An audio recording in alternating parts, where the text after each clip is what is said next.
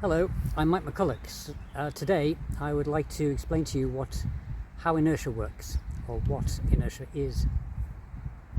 So this is a very old discussion. It was Aristotle, for example, more than a couple of thousand years ago, said that inertia was the innate tendency of objects to stay in the same place. But around about 450 AD, John Philoponus was the first to propose that the default state of inertia, the default state of objects moving, was that they would continue in a straight line until you stopped them. They would have a constant speed. This was taken up over 1,000 years later by Galileo, who proposed this more formally and broadened it a bit. And then Isaac Newton, codified it in his first law, which states, of course, that things continue in a straight line unless you do something to them. So this was a model of inertia which seemed to predict the orbits of the planets quite well.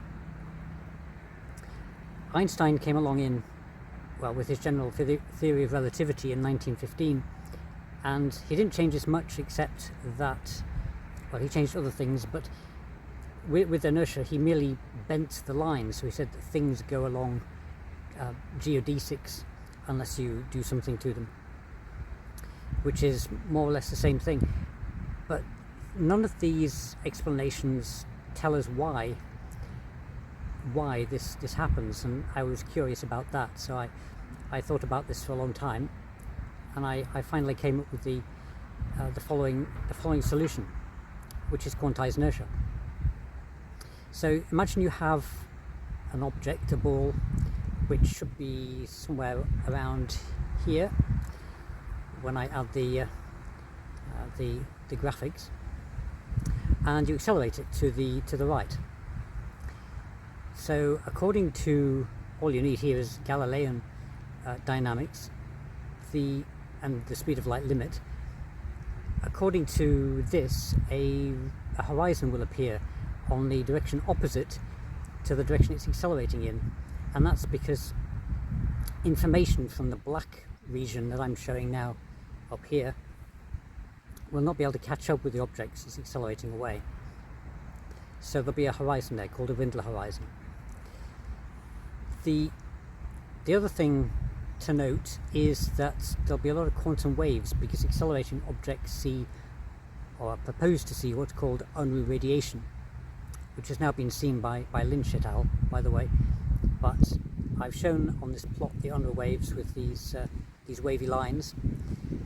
But the interesting thing is that, and the new contribution of quantized inertia, is that these horizons can interact with these quantum waves, which means that because you've got a horizon on one side and not the other, there are more waves on the side without the horizon than on the side with it. The horizon damps the waves, so I've shown that here with the asymmetry in the number of waves we have. There are more waves on the right hand side, and so these quantum waves will push the object back against whatever acceleration it had. So this means you'll have a force counter to your acceleration, and this looks very much like inertia. And I managed to show in a paper in 2013 that this is exactly what we know as of inertial mass. It predicts it very well. But that's not the whole story, because this forgets the cosmic horizon, which is way to the right, shown here, and this will damp some of the waves on the right hand side as well. So this will slightly upset this model, especially for very low accelerations where the Unruh waves are very long and they might start to interact with the cosmic horizon. And I've managed to show in other papers that this predicts galaxy rotation exactly if you include this cosmic horizon. So it changes inertia very slightly, but it predicts galaxy rotation without dark matter. So that's nice, but this also suggests another very intriguing possibility, in that if it's true that these horizons can damp Unruh waves, cause asymmetry and cause forces, so inertial mass is a real force in this model, then why don't we do the same thing? We can, if we have underwaves wave short enough, so acceleration is high enough, then we can put simply a metal plate next to an object. It will damp the underwaves on that side, and then the object will move. This is good because normally to get an object to move in physics you have to fire things at high speed out one end and it moves the other way. But this would be creating an asymmetry in the quantum background, an excited quantum background, and it would make it move without fuel. So satellites without fuel would be a great thing to have. They wouldn't run out of fuel and fall out of the sky, for example. So yes, so I hope you've enjoyed this short.